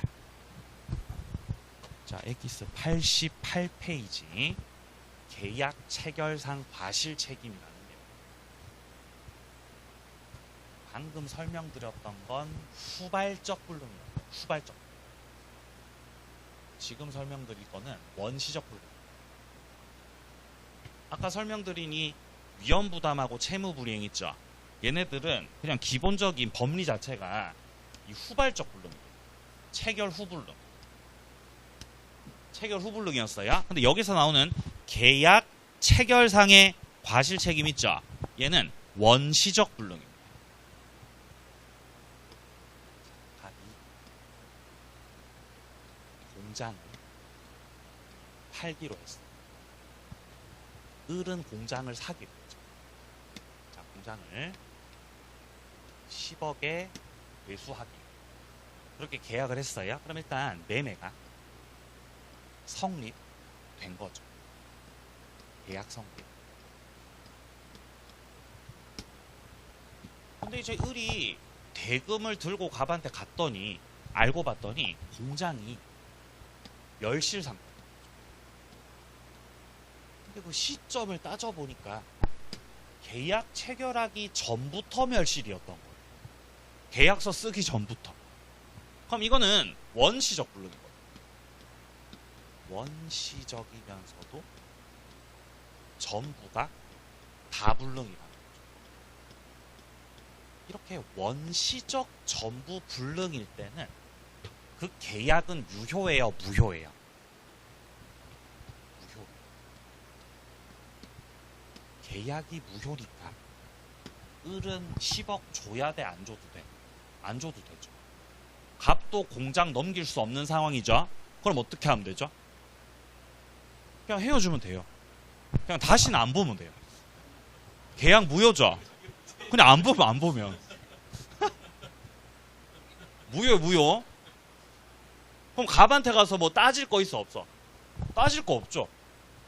돈 안 주면 되는 거죠. 근데 문제는요, 을이 이 10억을 마련하기 위해서 대출을 받았던 거예요. 대출. 그럼 이거 대출을 조기 상환해야 돼. 조기 상환을 하니까 이자, 수수료 이런 거 막 나온다는 거죠. 그래서 그 금액을 따져보니까 금액이 한 5천만 원 된다. 5천만 원. 과하긴 하지만 5천. 10억 갚는다고 하니까 5천 내놓으래, 은행에서. 5천 냈다는 거죠. 그럼 이게 이제 을이 입게 된 손해란 말이에요. 손해. 이 손해에 대해서 배상을 청구할 수 있는 제도. 배상 청구. 근데 이때 요건이 필요한데요. 첫째, 매도인 측 있죠. 매도인 측은 이 멸실 사실을 이미 알았거나 알 수 있었어요. 갑이 몰랐는데 여기에 대해서 배상 청구를 할 수는 없는 겁니다. 그리고 반대로 을은 이 사실을 전혀 몰라. 그리고 무과실이었어요. 그러면 이런 손해 있죠. 이런 손해를 신뢰손해라고 해요. 신뢰손해. 자, 이런 손해를 신뢰손해라고 합니다. 을은 계약을 유효라고 믿었죠. 유효라고 믿었기 때문에 그로 인해서 손해가 생겼다는 거예요. 거기에 대해서 배상 청구를 할 수 있다는 거예요. 자, 요건 세 가지죠. 원시적 전부불능이어야 되고, 일방은 알았거나 알 수 있었어야 되고, 타방은 몰랐고 무과실이었어요. 이렇게 요건 갖추면은 신뢰 손해에 대한 배상 청구를 할 수 있는데, 다만 그 배상액은 이행이익 안에서 합니다. 이행이익이라는 거는 유효라면 얻었을 이익이에요. 유효라고 가정을 해봤을 때, 그럼 우리가 저 계약을 무효라고 하지 말고 유효라고 가정을 해보자.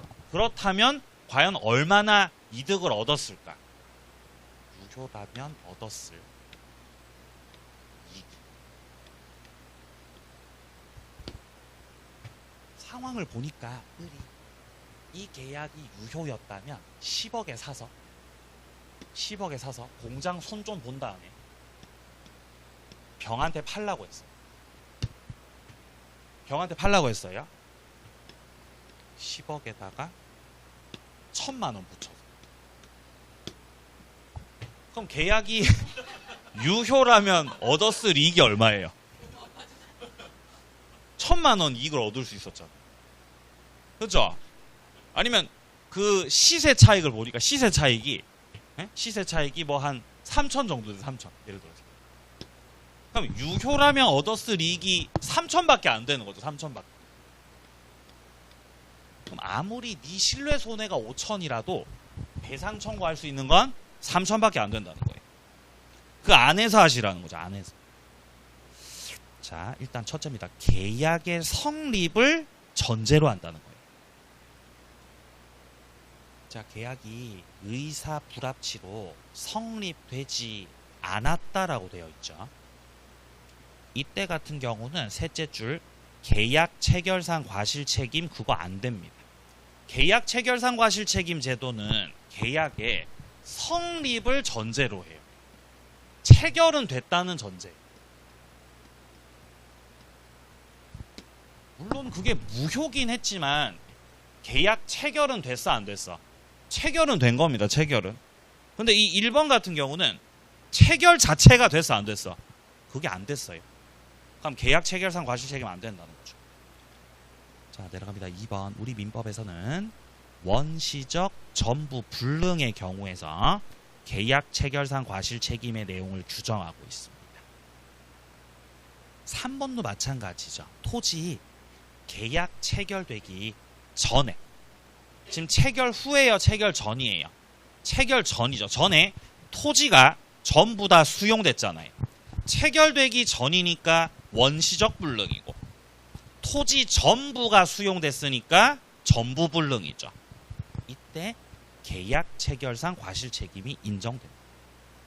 자, 밑으로 내려가죠. 5번.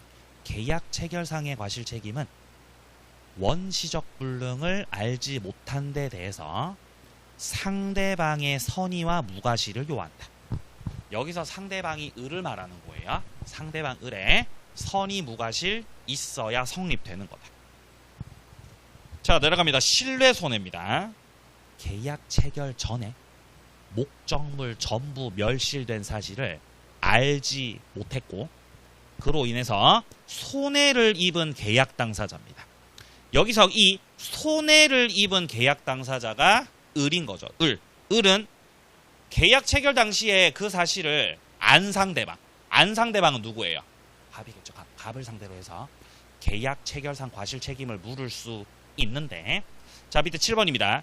계약 체결상 과실을 이유로 한 그 신뢰 손해배상은 계약이 유효함으로 인해 생길 그 이익을 넘기지는 못한다. 지금 둘째 줄에 유효함으로 인해서 생길 이익 있죠. 이걸 이행이익이라고 그러는 거죠. 이행이익을 넘겨서 배상 청구할 수는 없다는 거죠. 유효라고 가정해봐도 얻을 수 있었던 게 3천이었잖아. 그럼 그 안에서 배상 청구하는 게 맞다는 거죠. 자, 다음 오른쪽 가서요. 자, 8번에 보시면은 부동산 매매에서 실제 면적이 계약 면적에 미달하고 있죠. 이런 걸 수량 부족이라고 해요. 수량 부족. 갑이요, 을한테 토지를 팔기로 했거든요. 토지 팔게 팔기로 한 토지가 1000제곱미터였어요. 1000제곱미터 토지를 팔기로 매매 계약을 체결했습니다. 계약 성립. 근데 매매 계약을 했는데 을이 땅 매수할 때 이거 확인해 보니까 실제 이거 측량을 해봤더니 실제 면적이 800제곱미터. 그럼 이거는 수량이 부족한 거죠. 이거 불능이다. 근데 이거 원시적 불능이에요? 후발적 불능이에요? 맞아, 원시적. 체결하고 나서 1000이었던 땅이 800으로 된 거예요? 원래 800이었던 거예요? 원래 800이었던 거죠. 원시적 불능이죠. 근데 이건 원시적 불능이긴 한데 원시적 일부가 불능입니다. 이때 적용되는 거는 우리 그 담보 책임에서의 수량 부족이 적용돼요. 담보 책임. 담보 책임 기억나세요? 담보 책임. 매매 파트에 나오는 담보 책임. 전부 타인, 일부 타인 수량 부족, 용의권 제한, 저당권 실행이 있었죠. 거기서 수량 부족 말하는 거예요. 그럼 여기 같은 경우는 을이 목적 달성이 안 되면은 계약 해제. 목적 달성 가능하다면은 대금의 뭐 감액 청구 뭐 이런 거 할 수 있다는 규정이 있거든요. 이거는 민법 제 574조입니다. 담보 책임에서 나오는 내용. 그러니까 이제 원시적 일부 불능의 경우는 담보 책임 내용을 적용시켜야 되는 거지. 계약 체결상 과실 책임 있죠? 이거를 적용시키면 안 된다. 계약 체결상 과실 책임은 원시적 일부 불능에서 적용된다고요? 전부 불능에서 적용된다고요? 이건 전부 다 불능이어야 돼요. 그래서 전부 다 불능이냐 일부만 불능이냐에 따라 법리가 달라져요.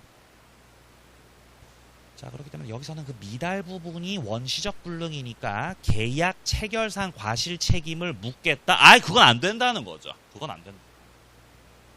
자, 내려갑니다. 밑에 후발적 불능들 나와 있죠. 얘네들 전부 다 계약 체결상 과실 책임 적용될 수 없습니다. 후발적이라서요. 자, 밑에 내려갑니다. 교섭 중 부당 파기라는 게 나오죠. 자, 동그라미 1번 보세요. 당사자 사이에서 계약 체결에 대한 신뢰가 형성된 상태에서의 부당 파기. 이게 불법이 될 수 있다. 부당하게 파기해버리면 불법이 될 수 있다.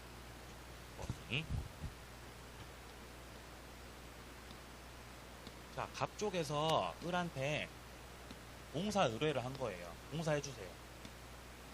의뢰. 그래서 을 쪽에서 공사할게요. 공사할게요 하면서 견적서를 해요. 근데 견적서를 한 군데서만 받진 않았을 거 아니에요.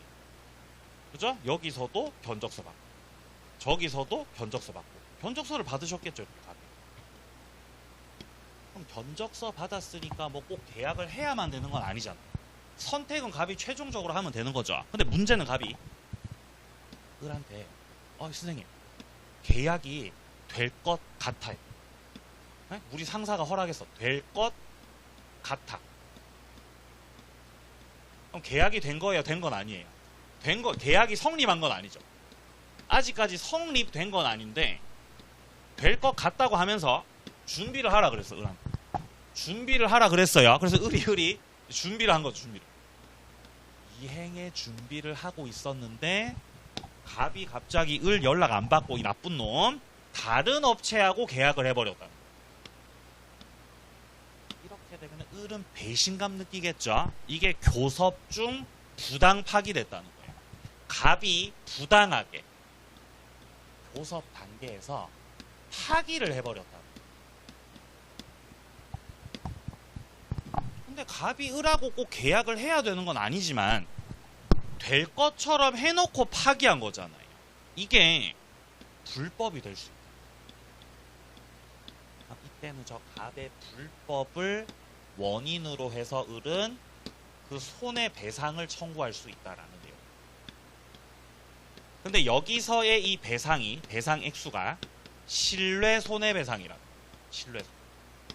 나는 계약이 될 거라고 믿어서 손해가 생겼단 말이죠. 자, 그래서 부당 파기는 불법이고요. 자, 그리고 2번 봅니다. 교섭의 부당 중도 파기가 불법이고 이때는 신뢰 손해 한정해서 손해배상을 청구할 수 있다는 거예요. 신뢰 손해. 자, 그러면 이제 문제를 풀어볼까요? 자, 문제로 갑니다. 자, 문제집은요 201페이지입니다. 201페이지. 자, 밑에 쪽에 15번서 문제 풀겠습니다. 15번. 계약의 불성립이나 무효입니다. 1번 목적이 원시적이고 전부 불능인 계약을 체결할 때 불능을 알았던 자입니다.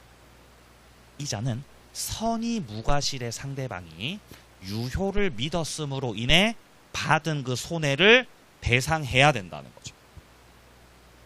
일단 첫 번째 힌트는 원시적 전부 불능이라는 힌트. 자, 그 다음 문장 따라가다 보면은 그 불능을 알았던 자다라고 돼 있죠. 불능을 알았던 자가 갑이에요. 알았거나 알 수 있었고, 그리고 상대방 같은 경우는 그걸 몰랐다는 거죠. 선의 무과실의 상대방, 저 을. 을은 계약이 유효라고 믿었고 그에 따라 손해가 생긴 거죠. 이게 신뢰 손해죠. 그거 배상해야 된다는 겁니다. 계약 체결상 과실 책임이죠. 자, 2번 목적물이 타인 소유에 속하는 매매입니다. 물건이 남의 거면 그거 판다고 계약했을 때 그거 무효예요. 그래도 유효예요. 유효죠. 타인 물건 매매 유효죠. 2번 정답. 틀렸습니다. 자, 3번 계약이 의사의 불합치로 성립되지 않은 거죠. 근데 그로 인해서 손해를 입었습니다. 자, 이때 그 둘째 줄에 계약 체결상 과실에 따른 손해배상 청구를 하겠다라는 거죠. 지금 일단 첫 번째 줄에서 계약이 성립됐다고요? 성립되지 않았다고요? 성립되지 않았다고요. 계약 체결상 과실 책임은 적어도 계약이 성립은 돼야 돼, 안 돼야 돼? 성립은 돼야 되지, 성립. 그래야 개체과를 적용시킨단 말이에요. 근데 지금은 성립이 안 됐죠. 개체과가 될 수 없다는 말입니다. 자, 4번. 수량을 지정한 부동산 매매에서 실제 면적이 계약 면적에 미달하고 있습니다. 이게 바로 수량 부족입니다. 그럼 일단 계약 체결상 과실 책임으로 해야 돼요? 수량 부족으로 해야 돼요? 수량 부족으로 해야 됩니다. 개체과는 할 수 없습니다. 5번. 교섭의 부당 파기. 교섭 중 부당 파기해버린 거죠? 불법입니다. 불법을 구성한다. 2번이 정답이었고요. 자, 다음 문제 가보겠습니다. 17번 문제로 가보죠. 17번 문제. 자, 계약 옳은 것을 모두 고른 것을. 자, 기억에 승낙 기간을 정하지 않고 청약을 했습니다. 자, 근데 이때 상당한 기간 내로 승낙 통지 받으셨네요. 그럼 계약이 돼, 안 돼? 계약이 되죠. 그죠? 승낙됐으니까요. 니은 관습에 의해서 승낙의 의사표시가 필요하지 않은 경우입니다. 이런 경우에 계약이 성립되는 시점은 승낙으로 인정되는 사실이 있는 때 성립하는 거죠. 그 사실을 안 때 성립한다고요? 그 사실이 있는 때 성립한다고요? 있는 때 성립하는 거예요. 이거 의사실현 말하는 거고요. 자, 디귿입니다. 교섭 단계에서 계약이 체결되리라는 신뢰를 부여해서 상대방은 계약이 될 줄 알고 행동했는데 별 이유도 없이 계약 체결 거부해서 손해를 입혔다는 거죠. 부당 파기입니다. 부당 파기. 불법이 됩니다. 불법. 리얼. 목적이 불능인 계약을 체결할 때 그 불능을 알 수 있었을 자는 상대방이 그 불능을 알 수 있었더라도 이행이익을 넘지 않는 한도에서 신뢰이익을 배상해야 한다. 자, 여기서 말하는 둘째 줄에 이행이익을 넘지 않는 한도에서 신뢰이익을 배상해야 된다라는 이 말은 계약 체결상 과실 책임을 물어보고 있는 거예요.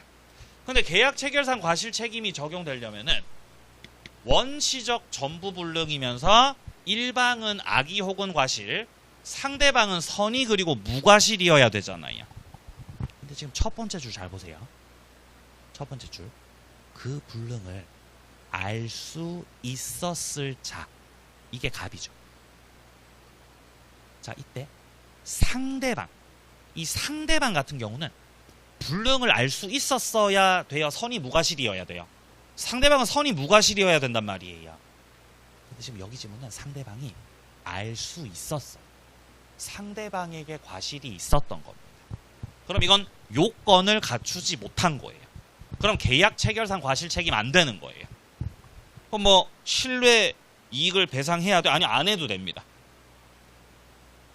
자, 그래서 옳은 것은 기읍과 디귿이었어요. 2번 정답. 다음 페이지요. 자, D페이지에 이제 문제들은 별로 보실 게 일단 없네요. 자, 요까지 해서 계약 성립까지 마무리를 하고요.